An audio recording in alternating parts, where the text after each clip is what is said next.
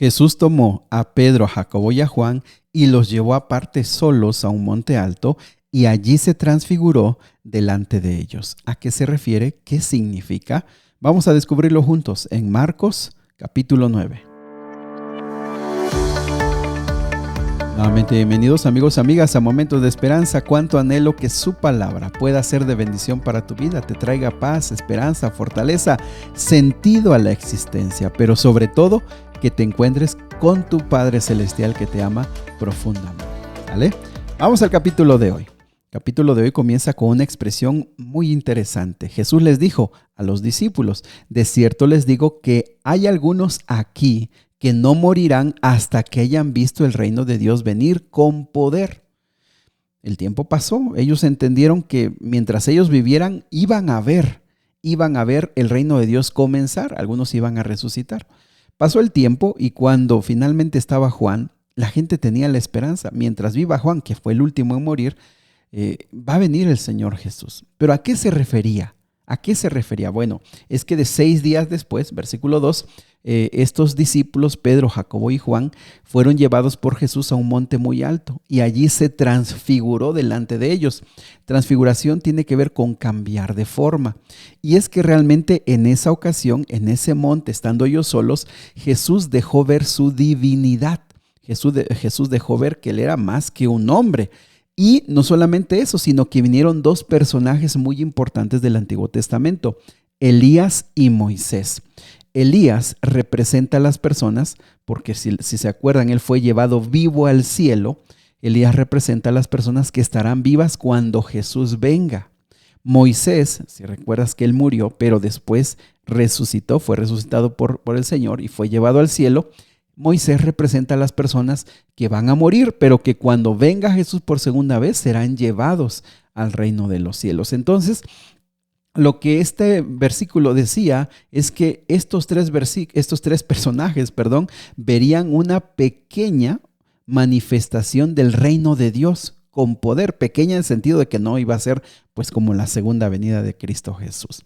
Muy bien, la segunda parte deja otra lección muy interesante del versículo 14 al versículo 29, Jesús viene descendiendo con estos 3 discípulos, viene pues profundamente en contacto con el Padre, animado por estos 2 personajes, pero cuando llega a esa planicie se encuentra con una situación muy desagradable. Por un lado, los escribas estaban discutiendo, estaban confrontando a sus discípulos. Por otro lado, otros discípulos habían estado intentando ya durante toda la mañana expulsar a un demonio que estaba en un niño, tenía unos 12 años.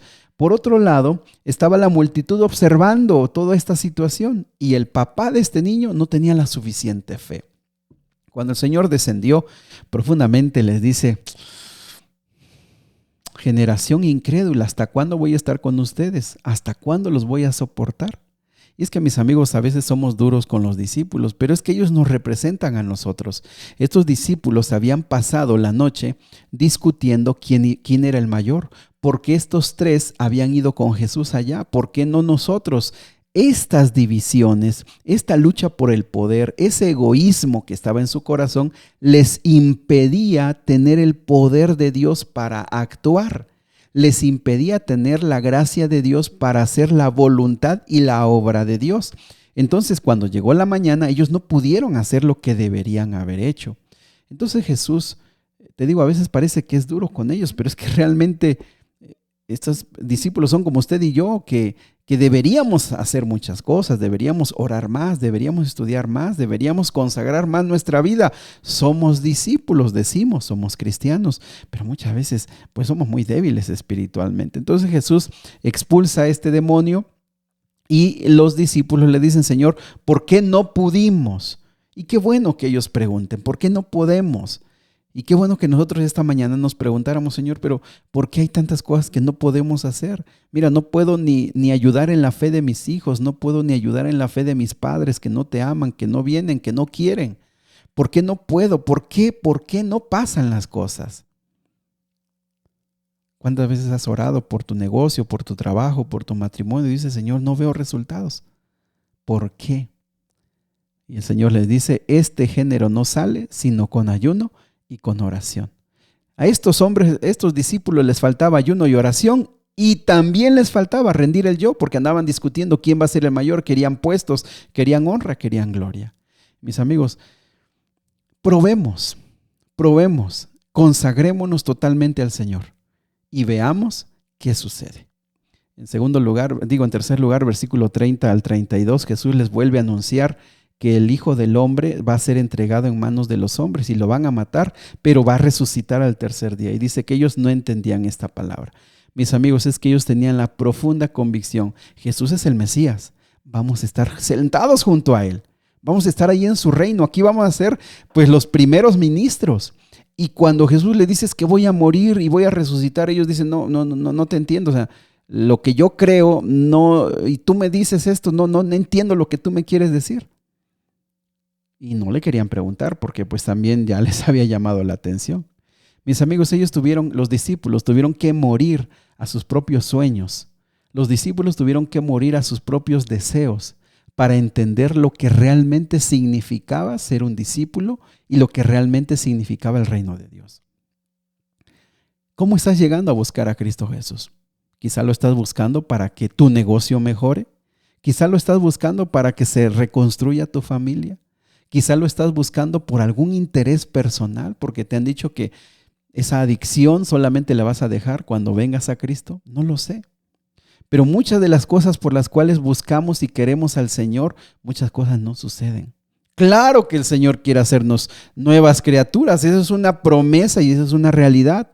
Pero esa nueva criatura no siempre es la nueva criatura con la cual nosotros hemos soñado o nosotros nos hemos imaginado.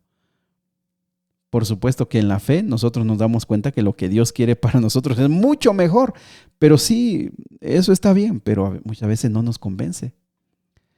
La siguiente lección está en el versículo número 33, cuando Jesús finalmente pone el dedo en la llaga y les dice, a ver, ¿qué venían ustedes peleando en el camino? Mas ellos se callaron, versículo 34, porque lo que estaban discutiendo es quién es el mayor. Fíjate. Ahora ellos se preguntan, ¿por qué no entendemos? ¿Por qué no tenemos poder? Pues porque están luchando por quién es el mayor. Están luchando quién va a mandar. Están luchando quién va a estar a la derecha, quién está en la izquierda. Están luchando por quién va a llevar el mayor reconocimiento.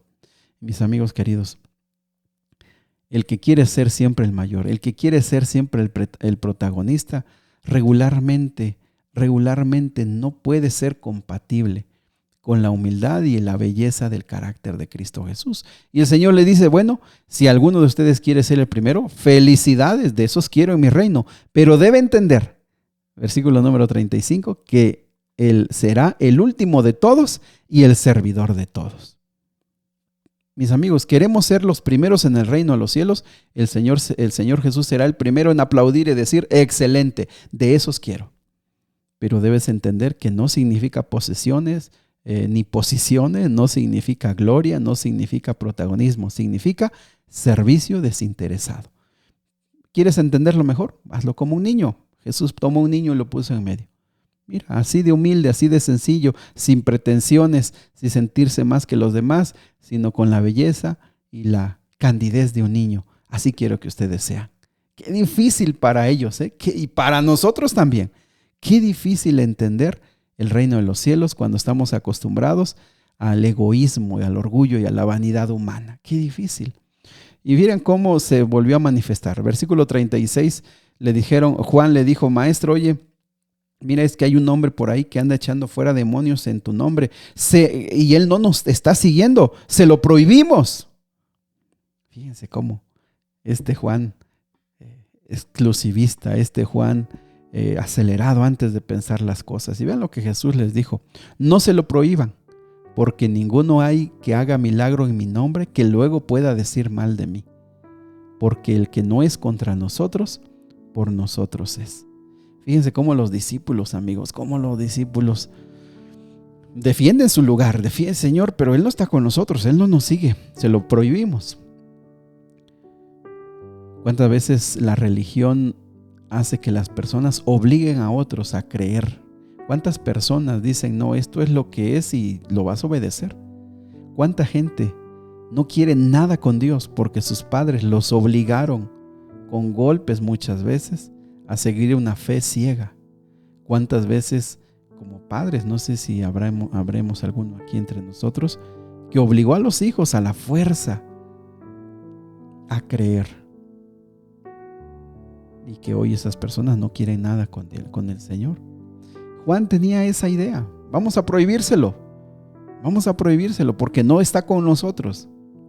Mis amigos, si de veras queremos ser cristianos, debemos ser de veras tolerantes. Qué triste es cuando entre cristianos nos peleamos. Es que tú no eres de mi fe, tú no eres de mi religión, tú no eres de mi iglesia. Lo que tú dices está mal, te lo voy a comprobar con la Biblia. Y agarramos la Biblia para pelear unos contra otros. Si de veras tenemos fe, se debería manifestar en la unidad, en la hermandad. Otro piensa diferente. Bueno, si el Señor nos permite estudiar juntos y encontramos juntos la verdad, amén. Si no, si de veras somos honestos y sinceros, el Señor nos va a juzgar. El Señor nos va a juzgar. Querido Dios y Padre, a veces somos muy duros con los discípulos, pero nos damos cuenta que también nosotros tenemos mucho de ellos. También nosotros nos cuesta comprender, entender y practicar. Pero gracias por tu misericordia. Ayúdanos a obedecerte, ayúdanos a conocerte y ayúdanos a ponerlo en práctica. Te lo pedimos, Padre, en el nombre de Jesús. Amén. Sigue orando, sigue abriendo tu corazón al Señor. El Señor quiere escucharte. El Señor está contigo.